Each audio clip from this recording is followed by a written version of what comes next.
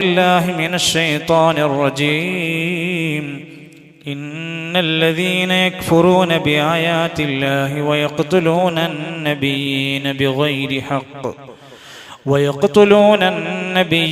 بغير حق ويقتلون الذين يأمرون بالقسط من الناس فبشرهم بعذاب أليم أولئك الذين حبطت أعمالهم في الدنيا والآخرة وما لهم من ناصرين.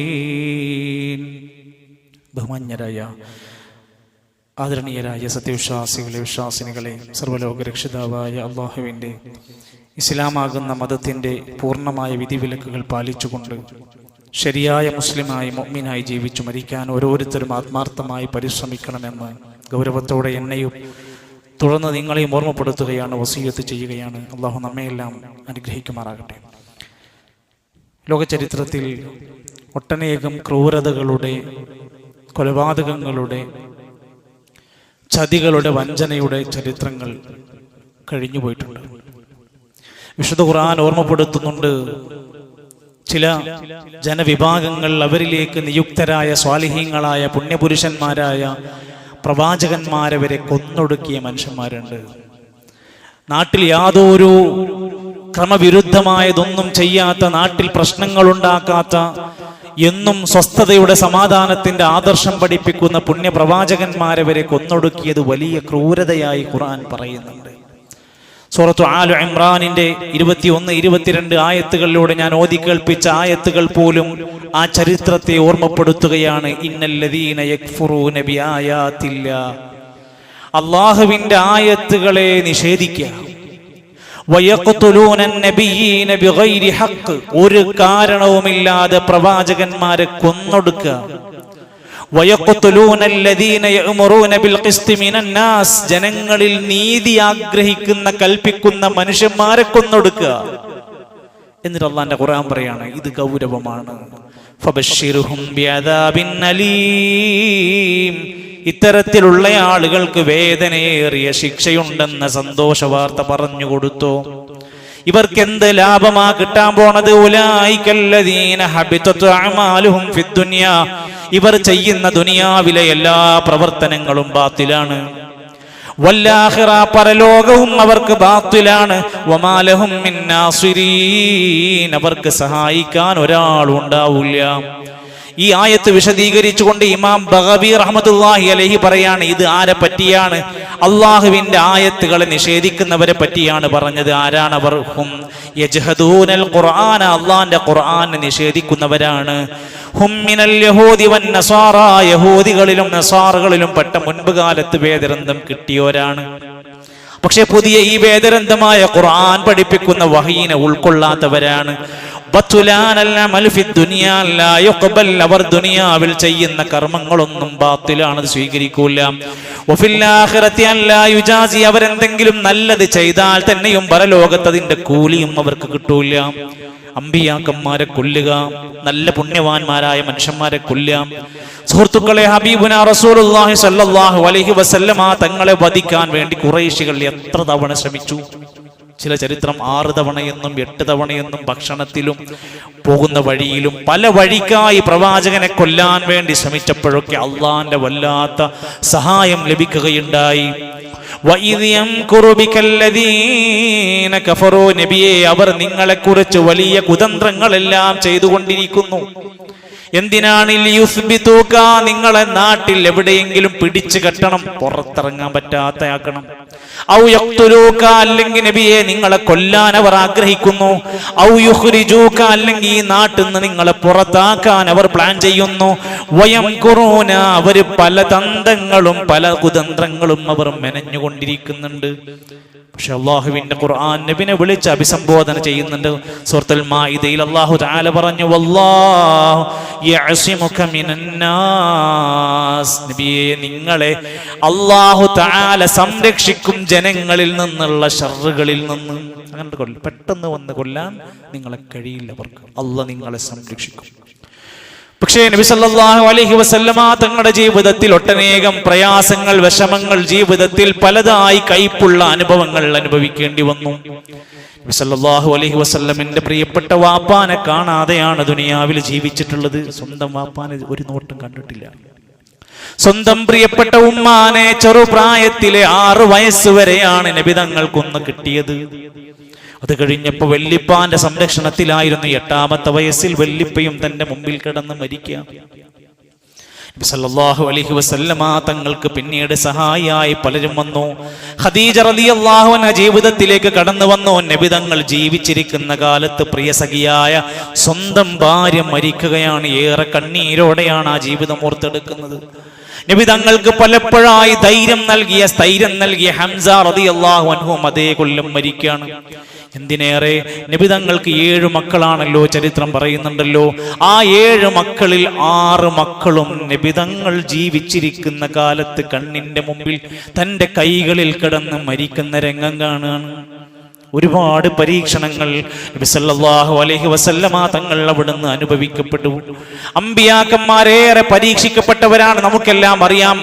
അതേ സമയത്ത് പ്രിയപ്പെട്ടവരെ, നബി തങ്ങളുടെ ആ വിശ്വാസത്തെ, ആദർശത്തെ മുറുകെ പിടിച്ച പ്രിയപ്പെട്ട ഖലീഫമാരുടെ ചരിത്രം, എന്തെല്ലാം പ്രതിസന്ധികൾ അവർക്ക് കടന്നു വന്നു.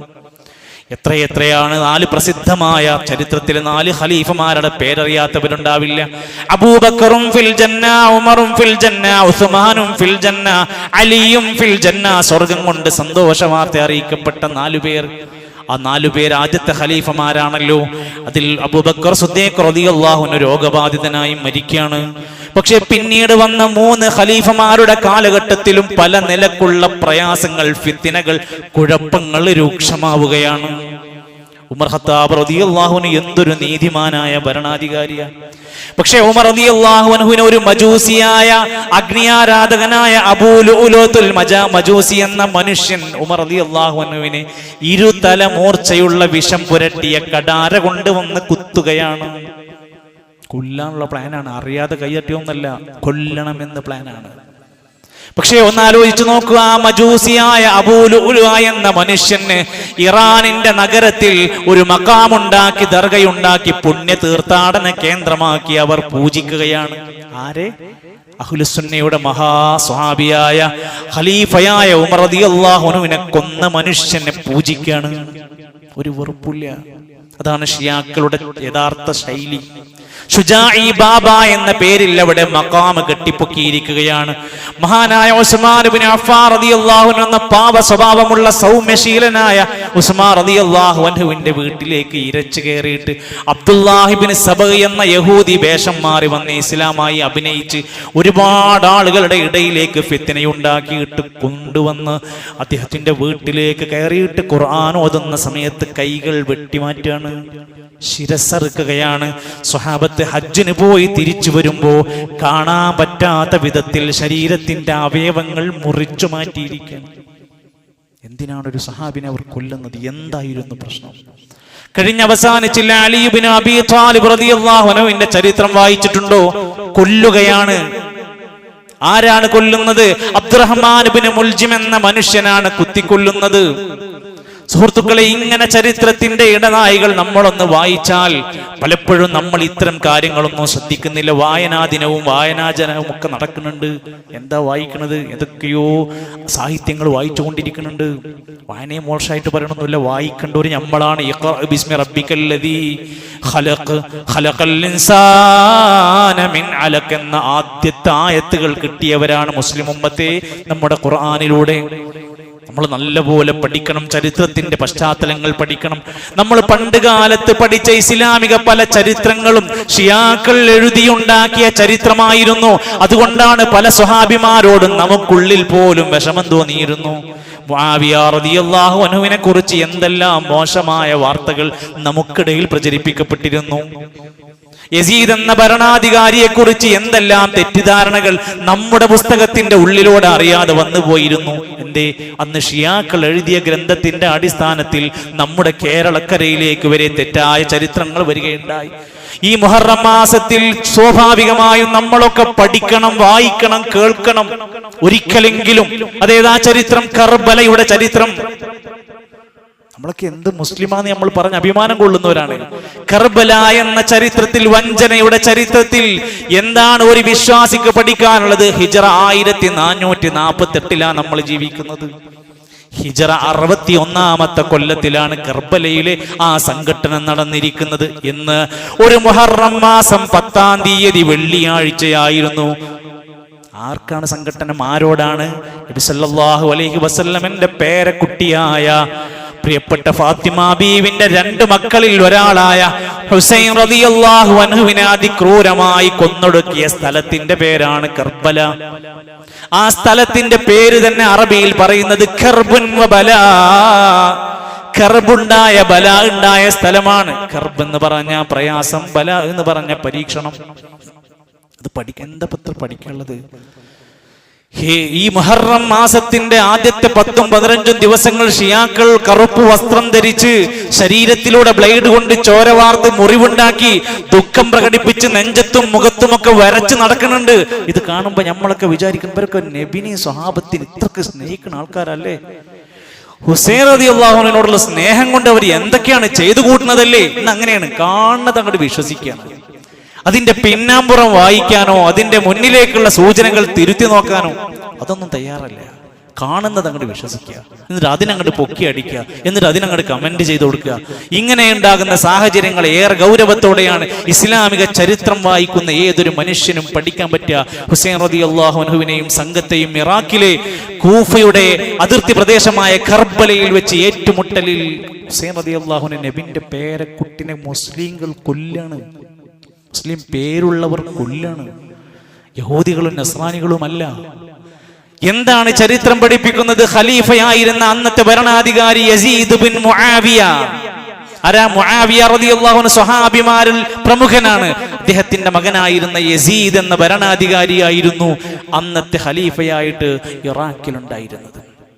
പക്ഷേ ഷിയാക്കൾ വാദിച്ചു യസീദ് ശരിയല്ല, ഒരു ഫിത്ന ആരംഭിക്കാം, യസീദിനെ ഞങ്ങൾ അംഗീകരിക്കൂല. യസീദ് ഭരണാധികാരിയായി ഗവർണറായി ചുമതലപ്പെടുത്തിയ വ്യക്തിന്റെ ബാക്കിൽ, നുഅ്മാൻ ഇബ്നു സാബിത്തിന്റെ ബാക്കിൽ ഞങ്ങൾ നിസ്കരിക്കൂല, ആ ജുമാക്ക് ഞങ്ങൾ പങ്കെടുക്കൂല. അങ്ങനെയൊക്കെ പല മഹല്ലുകളിലും പല നാടുകളിലും ഷർറുകൾ ഉണ്ടാക്കി ആകെ കലാപുണ്ടാക്കുന്ന ആളുകൾ ഇന്നൊന്നിലെന്നല്ല അന്നും തുടങ്ങിയിട്ടുണ്ട്. അലി റളിയല്ലാഹു അൻഹു, അദ്ദേഹത്തിന്റെ പ്രിയപ്പെട്ട ഹസൻ റളിയല്ലാഹു അൻഹു ഒക്കെ ചരിത്രം നമുക്ക് അറിയാലോ. പ്രിയപ്പെട്ട മകൻ ഹസൻ റളിയല്ലാഹു അൻഹുവിന്റെ ഭാര്യയെ പ്രേരിപ്പിച്ചിട്ട് ഭാര്യയോട് പറഞ്ഞിട്ട് വിഷം കൊടുത്തിട്ടാണ് ഹസൻ റളിയല്ലാഹു അൻഹുവിനെ കൊന്നത് എന്ന് ഷിയാക്കൾ വാദിക്കുന്നുണ്ട്. എന്തെല്ലാം കള്ളപ്രചരണങ്ങൾ നടത്തിക്കൊണ്ടിരിക്കുന്നു. സ്വഹാബികൾ തലപ്പാവ് ധരിച്ച കാഫിറുകളാണെന്ന് ഷിയാക്കൾ പ്രചരിപ്പിച്ചു കൊണ്ടിരിക്കുന്നു. ഇന്നും ഏകാധിപതിയായ ഭരണാധികാരിയായിരുന്നു യസീദ് എന്നും ആ നിലക്ക് യസീദ് ഹുസൈൻ റളിയല്ലാഹു അൻഹുവിനെ കൊന്നതാണ് എന്നുമൊക്കെ അവരങ്ങ് എഴുതി അങ്ങ് പ്രചരിപ്പിച്ചു. എന്നാൽ ഇതിന്റെ മറുവറമുണ്ടായിരുന്നു, ഇതിന്റെ മറുവശമുണ്ടായിരുന്നു. അവർ ആഗ്രഹിച്ചത് മറ്റൊന്നായിരുന്നു. അവർക്ക് 2 പ്ലാനാണ് ഉള്ളത്. ഒന്ന്, യസീദിന്റെ പേര് പറഞ്ഞുകൊണ്ട് സ്വഹാബത്തിനെ ആക്ഷേപിക്കാം, മുആവിയ റളിയല്ലാഹു അൻഹു കുതിര കയറാം. കാരണം മുആവിയ അല്ലാഹുവിന്റെ മോനാണല്ലോ. ആ ലക്ഷ്യത്തോടെ സ്വഹാബത്തിനെ വിമർശിക്കാൻ ഒരു ചാൻസ്. 2, ഈ ഹുസൈൻ റളിയല്ലാഹുവിന്റെ കൊലപാതകത്തിന്റെ പേര് പറഞ്ഞ് അഹ്ലുസുന്നയുടെ ആളുകളെ, സ്വഹാബത്തിനെ അല്ലെങ്കിൽ വ്യക്തികളെ കൊന്നൊടുക്കാനുള്ള ഒരു ചാൻസ്. ഒന്നും കൂടി കൂട്ടിച്ചേർത്ത് പറയാ, നബി സല്ലല്ലാഹു അലൈഹി വസല്ലം മരിക്കുന്നതിന്റെ മുമ്പ് റോമിലേക്കോ പേർഷ്യയിലേക്കോ റോമിലേക്കോ മറ്റു പ്രദേശത്തേക്കോ ഒന്നും ചൂണ്ടിക്കാണിക്കാതെ ഇറാഖിലേക്ക്, ഇറാനിന്റെ ഭാഗത്തേക്ക് ചൂണ്ടിക്കാണിച്ചിട്ട് നബി തങ്ങൾ മരിക്കുന്നതിന് മുമ്പ് പറഞ്ഞു, ഹുനാക സലാസിൽ വൽ ഫിതൻ, അവിടെയായിരിക്കും എല്ലാ ഫിത്നകളും കുഴപ്പങ്ങളും ഉണ്ടാവുക. പറഞ്ഞിട്ട് 1400 കൊല്ലം കഴിഞ്ഞു, ഇന്നും തീർന്നിട്ടില്ല. ഓരോ ഗൾഫുകാരനും ഇന്ന് കരയുന്നുണ്ടെങ്കിൽ ഈ ഹദീസ് വായിച്ചോ, ഹുനാക സലാസിൽ വൽ ഫിതൻ, അവിടെയാണ് എല്ലാ കുഴപ്പങ്ങളും പ്രശ്നങ്ങളും ഉണ്ടാക്കുന്ന കുറച്ചാളുകൾ എല്ലാ കാലത്തും. ഇത് മനസ്സിലാക്കാൻ പറ്റാത്ത അല്പബുദ്ധികളായ, വായിക്കാത്ത, പഠിക്കാത്ത, ഒരു ജുമുഅ ഖുത്ബ പോലും പൂർണ്ണമായി കേൾക്കാത്ത എത്ര മനുഷ്യന്മാരുണ്ട് നമ്മുടെ നാട്ടിൽ. പിന്നെ എങ്ങനെയാണ് ഇവർ ഈ കാണുന്ന 50 സെക്കൻഡിന്റെ റീൽസ് കണ്ടിട്ട് അതിൽ ആൾക്കാരെ ഷഹീദായി അങ്ങോട്ട് പ്രഖ്യാപിക്കുക, അതങ്ങോട്ട് സ്റ്റാറ്റസ് വെക്കുക, അതങ്ങനെ അവരങ്ങോട്ട് പ്രശംസിച്ച് പൊക്കി അടിക്കുക. എന്താണ് ഇതിന്റെ ചരിത്രം എന്ന് മുതൽ നമ്മൾ പഠിക്കണം എന്ന് ആലോചിച്ച് നോക്ക് നിങ്ങൾ. ആരാ? ഹുസൈൻ റളിയല്ലാഹു അൻഹുവിന്റെ ചരിത്രം വായിച്ചിട്ടുണ്ടോ? അലി റളിയല്ലാഹു അൻഹുവിന്റെ 2 മക്കളില്ലാണല്ലോ, അവരുള്ള ഫാത്തിമ ബീവിന്റെ 2 മക്കളാണല്ലോ. അൽ ഹസൻ വൽ ഹുസൈൻ സയ്യിദാ ശബാബു അഹ്ലിൽ ജന്ന. ഹസനും ഹുസൈനും ചെറുപ്പക്കാരുടെ കൂട്ടത്തിൽ സ്വർഗത്തിലെ യുവാക്കളുടെ നേതാക്കന്മാരാണ്. ഒരാളെയാണ് കൊല്ലണത്.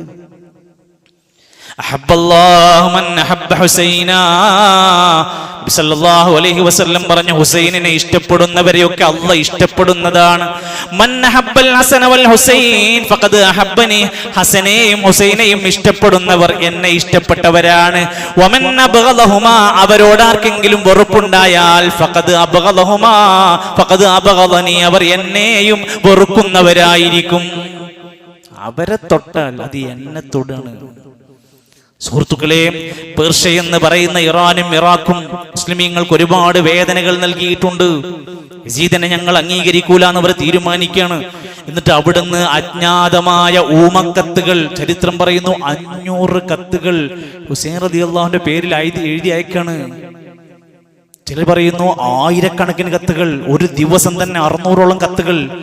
ചില ഗ്രന്ഥങ്ങൾ എഴുതിപ്പെടുന്നു 12,000-ലധികം കത്തുകൾ എഴുതാണ് ഹുസൈൻ റളിയല്ലാഹുവിനോട്, നിങ്ങൾ ഇവിടെ വരണം, പേർഷ്യ എന്ന ഇറാൻ എന്ന ഇറാഖ് എന്ന ആ പ്രദേശത്തേക്ക് നിങ്ങൾ വന്ന് നിങ്ങൾ ഇവിടെ ഏറ്റെടുക്കണം, ഇല്ലെങ്കിൽ ഇവിടെ പ്രശ്നങ്ങൾ ഉണ്ടാകുമെന്ന് പറഞ്ഞിട്ട് ഹുസൈൻ റളിയല്ലാഹുവിന് എത്തിയ കത്തുകൾ ഇങ്ങനെ തുരുതുരാ വരിക.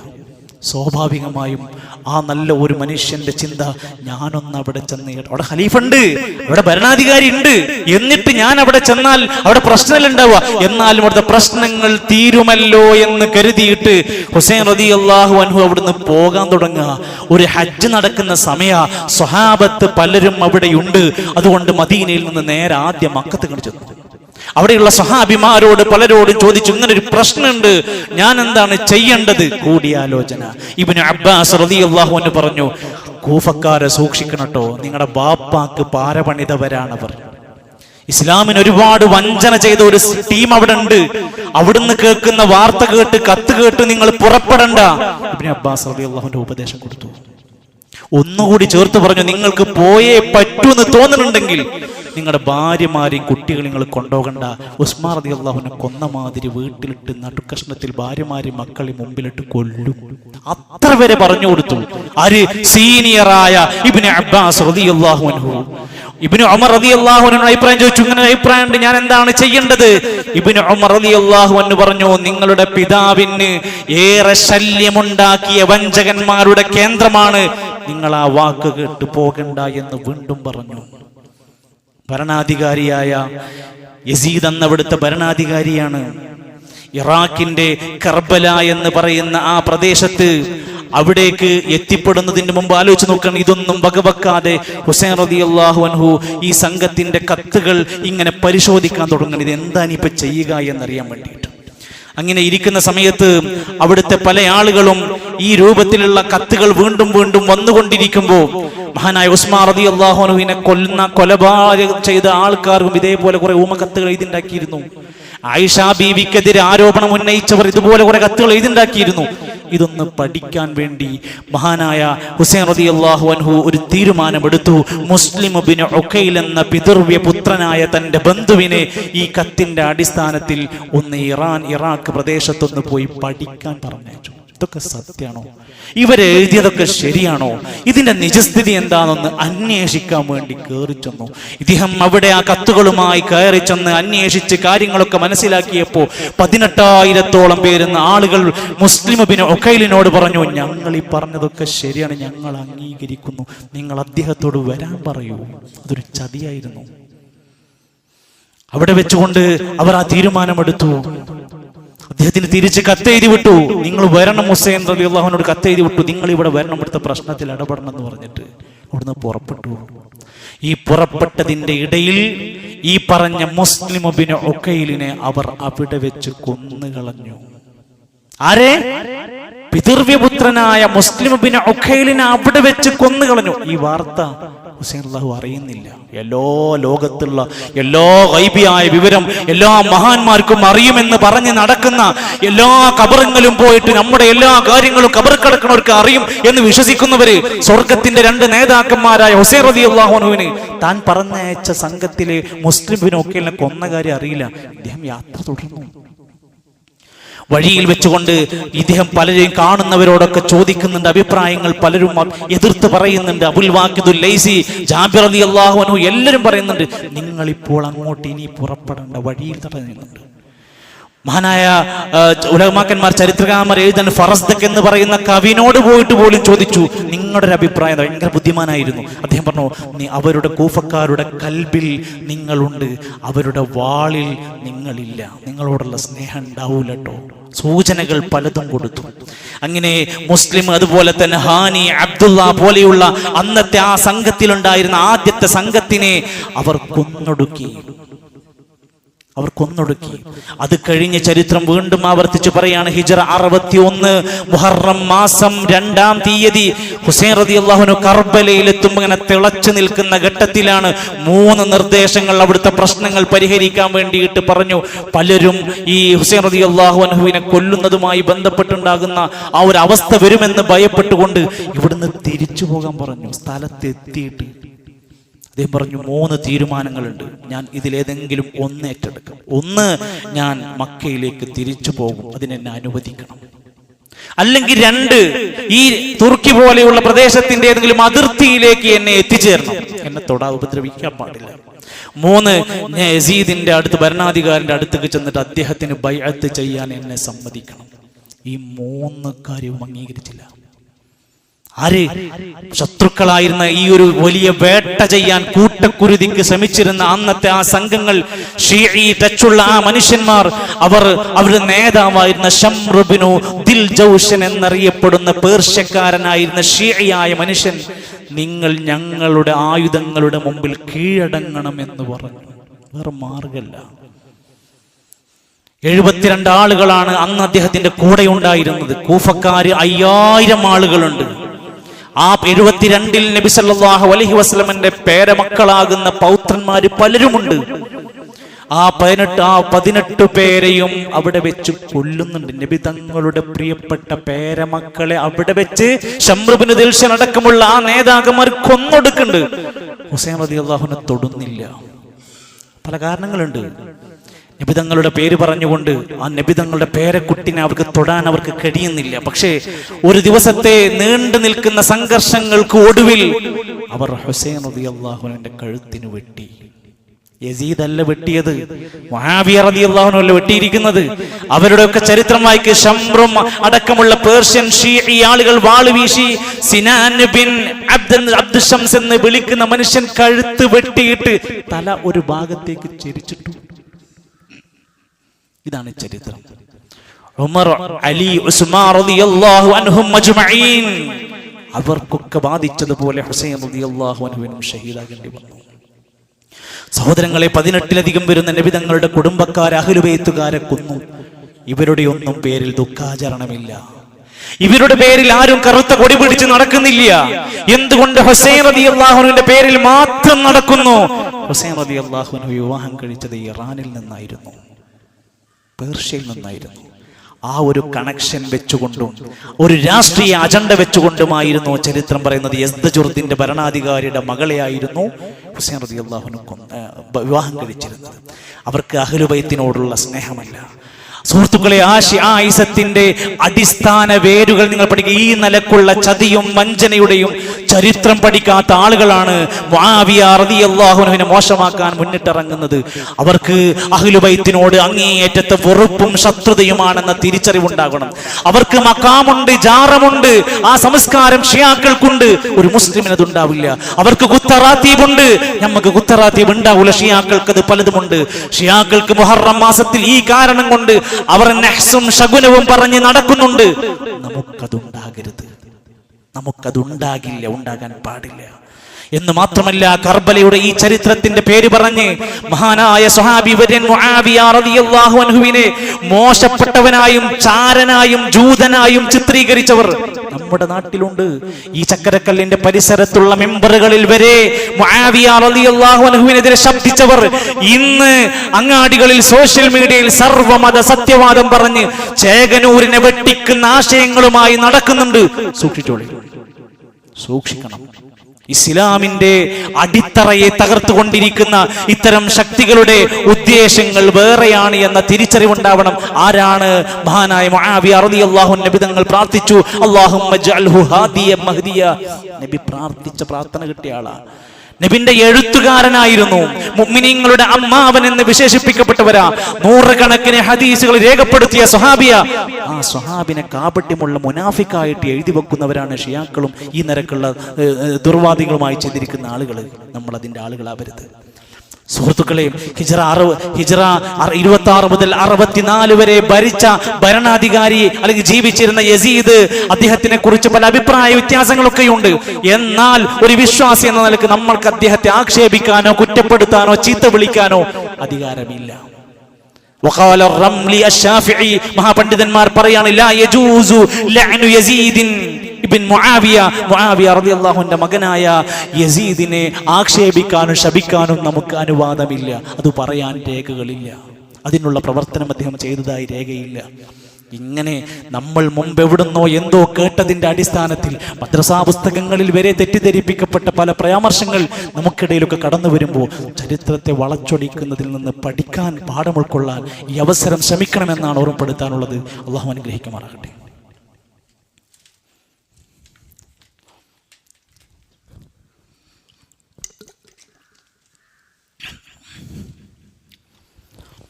അൽഹംദുലില്ലാഹി റബ്ബിൽ ആലമീൻ والعاقبة للمتقين ولا عدوان إلا على الظالمين والصلاة والسلام على رسوله الأمين وعلى آله وصحبه أجمعين أيها الإخوة والأخوات أوصيكم وإياي ثانيا بتقوى الله. ഒരിക്കൽ കൂടി അള്ളാഹുവിൻ്റെ നിയമനിർദ്ദേശങ്ങൾ പാലിച്ച് ജീവിതത്തെ ക്രമീകരിക്കണേ എന്ന് എന്നെയും നിങ്ങളെ ഓർമ്മപ്പെടുത്തുകയാണ്. അള്ളാഹു സഹായിക്കുമാറാകട്ടെ. സഹോദരങ്ങളെ, ഓരോ വെള്ളിയാഴ്ചകളിലും ജുമാക്ക് നേരത്തെ എത്താൻ നമുക്ക് കടയിൽ നിന്ന് ലീവ് അനുവദിക്കുന്നു. സർക്കാർ പോലും വിദ്യാഭ്യാസ സ്ഥാപനങ്ങൾക്കും ഓഫീസുകൾക്കും അതിന് സമയം ക്രമീകരിച്ചു തന്നിരിക്കുന്നു. നമ്മൾ എന്ത് കാരണം കൊണ്ടാണ് എന്നും വൈകി എത്തുന്നത് എന്ന് നമ്മൾ നമ്മളോട് ചോദിക്കണം. ഒരാളുടെ കാപട്യത്തിൻ്റെ ഈമാനിൻ്റെ അളവ് നിശ്ചയിക്കുന്നൊരു സംഭവമാണ് അയാളുടെ ജുമായിലുള്ള പങ്കാളിത്തവും ശ്രദ്ധയും. നേരത്തെ ഖുത്ബ തുടങ്ങുന്നതിന് മുമ്പ്, ബാങ്ക് വിളിക്കുന്നതിന് മുമ്പ് നമ്മൾ എത്താൻ കരുതുകയും ആഗ്രഹിക്കുകയും പണിയെടുക്കുകയും വേണമെന്നാണ് സൂചിപ്പിക്കാനുള്ളത്. മുഹറം മാസം വരുമ്പോൾ നമ്മുടെ മുമ്പിൽ ധാരാളക്കണക്കിന് തെറ്റിദ്ധരിപ്പിക്കപ്പെടുന്ന വാർത്തകളും അതുപോലെ തന്നെ പ്രത്യേകമായ പ്രാർത്ഥനകളും പ്രത്യേകമായ സൂറത്തുകളും പ്രത്യേകം ബിസ്മി 100 വട്ടം 300 തവണ ബിസ്മി ചൊല്ലണം എന്നൊക്കെ പറഞ്ഞ് സോഷ്യൽ മീഡിയ മെസ്സേജുകളിൽ സഹോദരിമാരെ, ഉമ്മമാരൊക്കെ ഒരുപാട് ആളുകൾ അത് സത്യമാണെന്ന് വിചാരിച്ചു ചെയ്തുകൊണ്ടിരിക്കുന്നവരൊക്കെയുണ്ട്. നമ്മുടെ ഉമ്മമാർ, നമ്മുടെ സഹോദരിമാർ ദീൻ അറിവുള്ളവരായി മാറണം. അതുകൊണ്ട് മുഹറം മാസത്തിന്റെ സവിശേഷതയും അതിന്റെ പ്രത്യേകതകളും ഓർമ്മപ്പെടുത്തിക്കൊണ്ട് ഈ വരുന്ന തിങ്കളാഴ്ച രാവിലെ 11 മണിക്ക് നമ്മുടെ മദ്രസയിൽ വെച്ചുകൊണ്ട് സഹോദരിമാർക്ക് വേണ്ടി റാഷിദ് സ്വലാഹി ഈ മുഹറം മാസവുമായി ബന്ധപ്പെട്ടുള്ള ചില വിശദീകരണങ്ങൾ നൽകുന്നുണ്ട്. നമ്മുടെ സഹോദരിമാരെ പങ്കെടുപ്പിക്കാം. അവർക്ക് വേണ്ടി വിശുദ്ധ ഖുർആൻ പഠിക്കാൻ വേണ്ടി നമ്മുടെ വീട്ടിലെ ഭാര്യയും സഹോദരിമാരും പെൺകുട്ടികളൊക്കെ ദീന് പഠിച്ചില്ലെങ്കിൽ നമ്മൾ ഇന്നും കേട്ടുകൊണ്ടിരിക്കുന്ന വാർത്തകളാണ്. ലിപ്സ്റ്റിക് എന്ന മാരകമായ സാധനം ക്യാൻസർ പരത്തുന്നു എന്നും ക്യാമ്പസുകളും വിദ്യാലയങ്ങളും അത് ഒഴിവാക്കണം എന്നൊക്കെ പറഞ്ഞ് വലിയ സംഭവങ്ങൾ നടന്നുകൊണ്ടിരിക്കുക. ഒരു മുസ്ലിം അത് ചിന്തിച്ചു നോക്കണം. നമുക്ക് അവർക്ക് യഥാർത്ഥ ദീന് പഠിപ്പിച്ചു കൊടുക്കാൻ എല്ലാ ദിവസവും, എല്ലാ ബുധനാഴ്ചകളിലും 11:45 സഹോദരിമാർക്ക് വേണ്ടി ഖുർആൻ പഠന ക്ലാസ് നടക്കുന്നുണ്ട് മദ്രസയിൽ. ഇപ്പോൾ പുതിയ ബാച്ച് ആരംഭിച്ചിരിക്കുകയാണ്. നമ്മൾ ഓരോരുത്തരും നമ്മുടെ വീട്ടിലെ കാര്യത്തിൽ പരിഗണിക്കണം. സുന്നത്തായ നോമ്പുകൾ വരാനിരിക്കുകയാണ്. മുഹറം 9, 10 അടുത്ത വ്യാഴവും വെള്ളിയും നോമ്പ് വരാനിരിക്കുകയാണ്. നമ്മുടെ വീട്ടിൽ എല്ലാവർക്കും നോമ്പുള്ളവരായി മാറണം. അത് ഫർദാണോ? ഫർദൊന്നുമല്ല. പക്ഷെ ഇസ്ലാമിലെ ചില പ്രത്യേകമായ ദിവസങ്ങളെ, ചില പ്രത്യേകമായ പുണ്യത്തെ പറയുമ്പോൾ അത് ഉൾക്കൊള്ളാൻ കഴിയണം. അത് സുന്നത്തല്ലേ എന്ന് പറഞ്ഞ് തള്ളാനുള്ളതല്ല. നബി സല്ലല്ലാഹു അലൈഹി വസല്ലം തങ്ങൾ പറയാണ്, അവിടുന്ന് ആശൂറ നോമ്പ്, മുഹറം 10 നോമ്പിനെ പറ്റി, വസിയാമു യൗമി ആശൂറ, 10ാമത്തെ ദിവസത്തിലുള്ള മുഹറം 10 നോമ്പ് അഹ്തസിബു അലല്ലാഹി അൻ യുകഫിറ സനതല്ലതി ഖബല, കഴിഞ്ഞ ഒരു കൊല്ലത്തെ പാപം പൊറുക്കുന്നതാണ്. ഒരു കൊല്ലത്തെ പാപം പൊറുക്കുന്ന നോമ്പ് ഒറ്റ പകല്. സഹാബത്ത് പറയുന്നുണ്ട്, നബിയെ 10ന്റെ നോമ്പാണെങ്കിൽ യഹൂദികളും നസ്രാനികളൊക്കെ ഇവിടെ മദീനത്ത് നോമ്പുണ്ടല്ലോ. തങ്ങൾ പറഞ്ഞു, അതാണെങ്കിൽ അടുത്ത വർഷം ഞാൻ ജീവിച്ചിരിപ്പുണ്ടെങ്കിൽ ഫൈദാ കാനൽ ആമുൽ മുഖബിൽ ഇൻഷാ അല്ലാഹ് സുന്നാൽ യൗമത്താസി, 9 നോമ്പ് നോൽക്കും. അത് മതി, ആ വാക്ക് മതി. തങ്ങൾ അടുത്ത വർഷം ഉണ്ടായിട്ടില്ല, പക്ഷെ നോൽക്കുന്നു പറഞ്ഞു കഴിഞ്ഞു. അതുകൊണ്ട് മുഹറം 9നും 10നും നോമ്പെടുത്ത് യഹൂദികൾക്കെതിരാകും നമ്മൾ, നസ്രാനിക്കെതിരാകും. ഒരാൾക്ക് 9ന് പറ്റിയില്ലെങ്കിൽ പണ്ഡിതന്മാർ പറയും 10നും 11നെങ്കിലും നോറ്റെടുത്തിട്ടെങ്കിലും അവർ ആ പുണ്യത്തെ അവർ ആഗ്രഹിക്കണം. ഒരു ദിവസത്തെ നോമ്പിന് വമ്പിച്ച പ്രതിഫലമാണ് എന്ന തിരിച്ചറിവുണ്ടാവണം. നോമ്പുകാരന്റെ പ്രാർത്ഥനയ്ക്ക് ഉത്തരം കിട്ടുന്ന വേളകളുണ്ട് എന്ന നല്ല ബോധ്യത്തോടെ അതിന്റെ പുണ്യത്തിൽ എല്ലാവരും പങ്കുചേരാൻ വേണ്ടി ആഗ്രഹിക്കുകയും നിയ്യത്ത് വെക്കുകയും കുടുംബത്തെ പ്രബുദ്ധരാക്കുകയും ചെയ്യണമെന്നാണ് ഓർമ്മപ്പെടുത്തുന്നത്. നമ്മുടെ പ്രിയപ്പെട്ട പല സഹോദരങ്ങളും പലതരം പ്രയാസങ്ങൾ അനുഭവിച്ചുകൊണ്ട് ദുആ കൊണ്ട് വസിയത്ത് പറഞ്ഞിട്ടുണ്ട്. നമ്മുടെ വിദ്യാർത്ഥിയായിട്ടുള്ള ഒരു സഹോദരൻ ആക്സിഡന്റ് പറ്റിയിട്ട് തലക്ക് പരിക്ക് പറ്റി ചികിത്സയിലാണ്. അല്ലാഹു ആ കുഞ്ഞിന്, ആ പ്രിയപ്പെട്ട വിദ്യാർത്ഥിക്ക് പൂർണ്ണമായ ശിഫ നൽകുമാറാകട്ടെ. സഹോദരൻ ക്യാൻസർ ബാധിച്ച് ഒരു വിദ്യാർത്ഥി ദുആ കൊണ്ട് വസിയത്ത് പറഞ്ഞിട്ടുണ്ട്. അല്ലാഹു ആ കുഞ്ഞിന്, കുട്ടികൾക്ക് ഏറ്റവും വേഗത്തിലുള്ള ശിഫ അല്ലാഹു പ്രദാനം ചെയ്യുമാറാകട്ടെ. നമ്മുടെ സഹോദരന്റെ ഒരു ബന്ധു പരിയാരം മെഡിക്കൽ കോളേജിന്റെ ചികിത്സ തേടിക്കൊണ്ട് അവിടെ എത്തിയിട്ടുണ്ട്. വലിയ പ്രയാസങ്ങൾ പറഞ്ഞിട്ടുണ്ട്. അല്ലാഹു വേഗത്തിൽ ഷിഫാഉൻ ആജിൽ നൽകുമാറാകട്ടെ. നമ്മുടെ കുടുംബത്തിൽ ബന്ധുക്കൾ പ്രിയപ്പെട്ടവർ മരണപ്പെട്ടു പോയിട്ടുണ്ട്. അല്ലാഹു അവർക്കെല്ലാം നീ മഗ്ഫിറത്തും മർഹമത്തും നൽകണമേ റഹ്മാനേ. അല്ലാഹു ഞങ്ങളുടെ നല്ല മുറാദുകൾ ഹാസിലാക്കി തരണമേ. ഞങ്ങളുടെ ജീവിതത്തിന്റെ എല്ലാ പ്രയാസങ്ങളും മാറ്റി തരണമേ. അല്ലാഹുവേ, ഞങ്ങൾ ആഗ്രഹിക്കുന്ന ഒരു നല്ല ജീവിതവും നല്ല മരണവും ഞങ്ങൾക്ക് നീ നൽകണമേ റഹ്മാനേ. നിന്റെ സ്വർഗത്തിന്റെ അഹ്ലുകാരിൽ ഞങ്ങളെ ഉൾപ്പെടുത്തണമേ. നരകത്തിൽ നിന്ന് ഞങ്ങൾക്ക് രക്ഷ നൽകണേ റഹ്മാനേ. ഞങ്ങളുടെ മക്കളെയും ഇണകളെയും കുടുംബത്തെയും കൺകുളിർമയുള്ള സ്വാലിഹീങ്ങളാക്കി നീ മാറ്റി അനുഗ്രഹിക്കണമേ. അല്ലാഹുമ്മ ഗ്ഫിർ ലിൽ മുഅ്മിനീന വൽ മുഅ്മിനാത്ത് വൽ മുസ്ലിമീന വൽ മുസ്ലിമാത്ത് അൽഹയാഇ മിൻഹും വൽ അംവാത്ത്. അല്ലാഹുമ്മ റബ്ബനാ തഖബ്ബൽ മിന്നാ ഇന്നക അൻതസ് സമീഉൽ അലീം വതുബ് അലൈനാ ഇന്നക അൻത തവ്വാബുർ റഹീം. വസല്ലല്ലാഹു അലാ നബിയിനാ മുഹമ്മദ് വൽഹംദുലില്ലാഹി റബ്ബിൽ ആലമീൻ.